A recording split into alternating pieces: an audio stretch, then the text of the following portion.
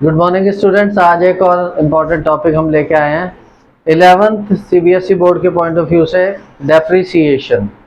ठीक है, depreciation as आप लोगों को शायद थोड़ी नॉलेज हो, gradual and permanent loss on in the value of fixed assets is called depreciation.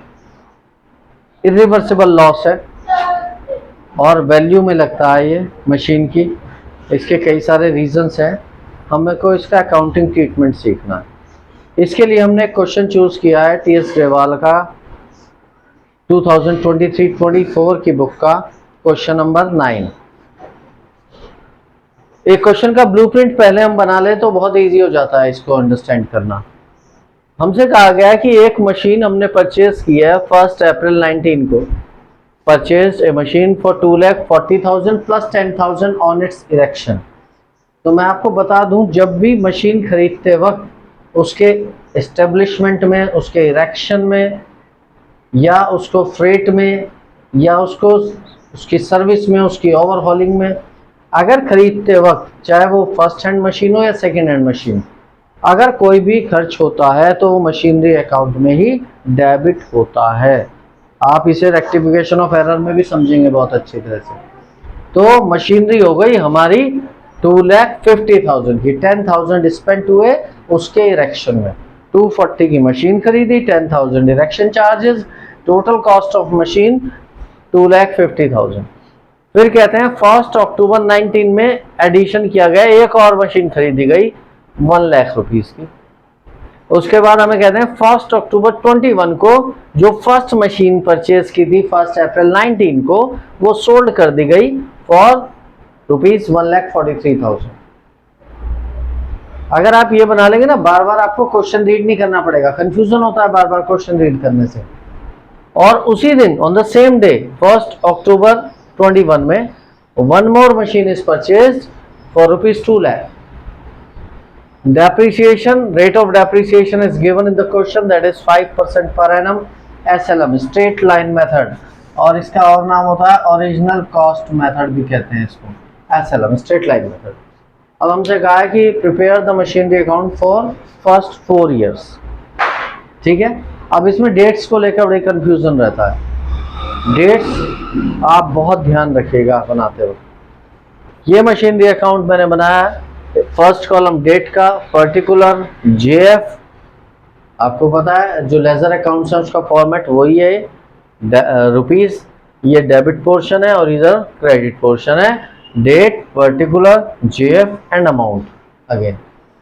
अब 1 अप्रैल 19, और एक और बात कही गई है कि accounts are closed on 31 March every year. Means financial year follow हो रहा है फर्म का 1 अप्रैल से 31 मार्च को एंड हो रहा है। 1 अप्रैल को शुरू हो रहा है, 31 मार्च को एंड हो रहा है। तो 1 अप्रैल में मशीन खरीदी, 1 अप्रैल 19 को टू बैंक। मशीनरी अकाउंट क्या है? एसेट्स, और एसेट्स इंक्रीज होती हैं तो debit. To bank, first machine है, फर्स्ट लिख दिया इसके आगे 2,50,000। अब यहाँ ये ध्यान देना है कि जो ईयर 1 अप्रैल 19 को स्टार्ट हुआ वो कब खत्म होगा? 31 मार्च 20। और 31 मार्च 20 से पहले क्या कुछ हुआ? हाँ जी, 1 अक्टूबर 19 को एक और मशीन खरीद ली। तो 1 अक्टूबर 19 को एक और मशीन खरीदी, सेकंड वन, 1 लाख रुपीस। अब 31 मार्च 20 से पहले कुछ हुआ? नहीं हुआ। तो 31 मार्च 20 में ये ईयर जहां एंड हो रहा है, डेप्रिसिएशन लगेगा ईयर के एंड में।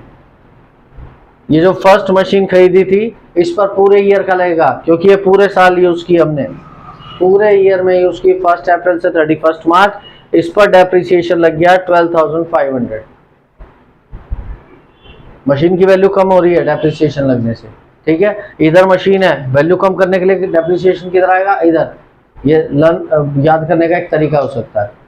और आप जनरल एंट्री के पॉइंट ऑफ व्यू से समझे तो वो भी समझ में आ रहा है, depreciation account debit to machine.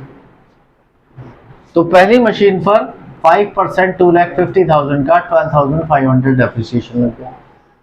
अब दूसरी मशीन परचेज हुई है 1 अक्टूबर को और 31 मार्च को डेप्रिसिएशन लगा रहे हैं। तो अक्टूबर पूरा लिया जाएगा, 1 अक्टूबर है, अक्टूबर, नवंबर, दिसंबर, जनवरी, फरवरी, मार्च। यहाँ पर 6 मंथ्स का डेप्रिसिएशन लेंगे। मशीन है 1 लाख की, 5% से 5000 और 6 मंथ्स का हाफ हो जाएगा 2500। तो टोटल डेप्रिसिएशन हो गया 31 मार्च 20 को 15000। अब अकाउंट क्लोज कर देंगे आप, क्योंकि कुछ नहीं हो रहा इस साल में।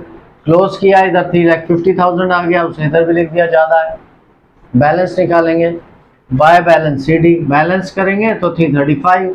इसको क्रॉस चेक भी करिए, हर बार क्रॉस चेक करेंगे, अगर गलती हुई होगी तो वो पकड़ में आ जाएगी। कैसे?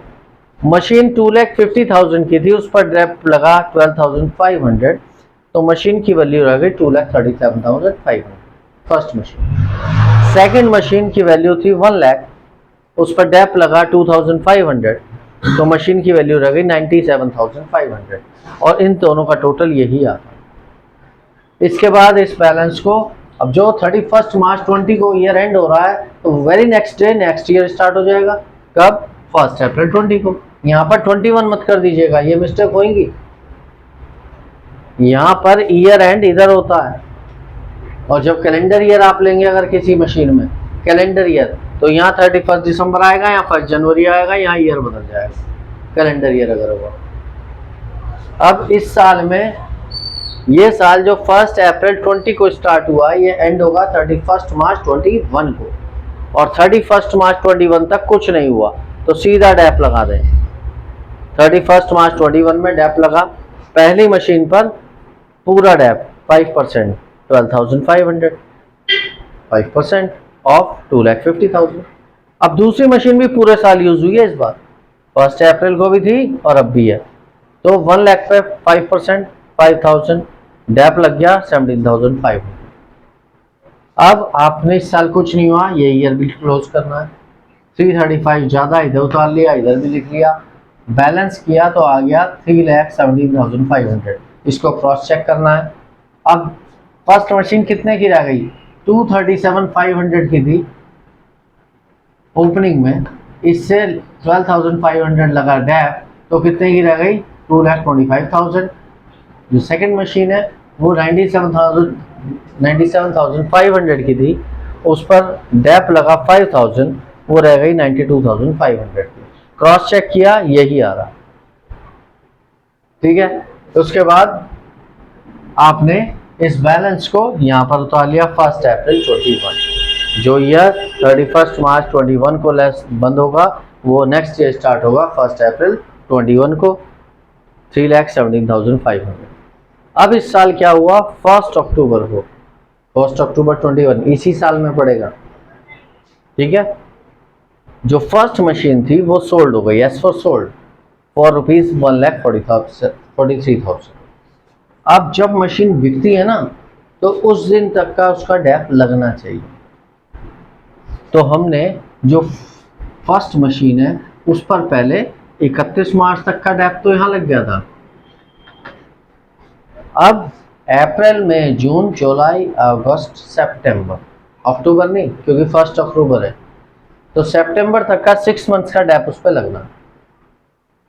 ठीक है, पूरे साल का डैप है 12,500, तो 6 मंथ्स का डैप उसका हाफ हो जाएगा 6,250। मशीन सेल कितने की हुई? 1,43,000। अब मशीन पर प्रॉफिट हुआ या लॉस, ये चेक करना है। मशीन की कॉस्ट बेचते वक्त कितनी थी? 225 थी 31 मार्च को या 1 अप्रैल को, उस पर 6 मंथ्स का डैप लगा 6,250, तो मशीन की कॉस्ट, ठीक है, ऑन 1 अक्टूबर 21 वो हो गई 2,18,750। अब 2,18,750 की चीज अगर 1,43,000 में बेचेंगे तो लॉस कितने का होगा? इस 2,18,750 में से 143 लेस कर देंगे तो यह आ जाएगा लॉस 75,750। अगर प्रॉफिट हो, मान लीजिए 2,18,750 की 2,25,000 में बेचते और प्रॉफिट होता, तो प्रॉफिट आता to side, to profit and loss. इस बात को ध्यान से समझ लीजिए। अब क्योंकि लॉस हुआ तो यहाँ लिख दिया। इसके बाद 31 मार्च को फिर डैप लगेगा। ठीक है, और हाँ, उससे पहले उसी दिन 1 अक्टूबर 21 को एक मशीन परचेज और कर ली 2 लाख रुपए की, तो to bank, third machine was purchase for 2 lakh. अब 31 मार्च 22 को ये ईयर एंड होगा, जो स्टार्ट हुआ था 1 अप्रैल 21 को। इस पर डेप लगेगा। फर्स्ट मशीन तो सोल्ड आउट हो गई, अब बची सेकंड और थर्ड। ये सेकंड मशीन है, ये थर्ड मशीन है। सेकंड मशीन पर डेप लगेगा 1 लाख पे 5% 5000, और दूसरी मशीन पर 2 लाख पे 5% फॉर 6 मंथ। 6 मंथ क्यों? क्योंकि 1 अक्टूबर को खरीदी है, अक्टूबर, नवंबर, दिसंबर, जनवरी, फरवरी, मार्च, 6 मंथ्स का डेप लगेगा इस पर, वो लगेगा 5000। टोटल डेप हो गया 10,000। आपने ईयर क्लोज करा, इसको टोटल करा, यहाँ लिखा, बैलेंस किया तो आ गया 2,82,500 का बैलेंस मशीनरी का।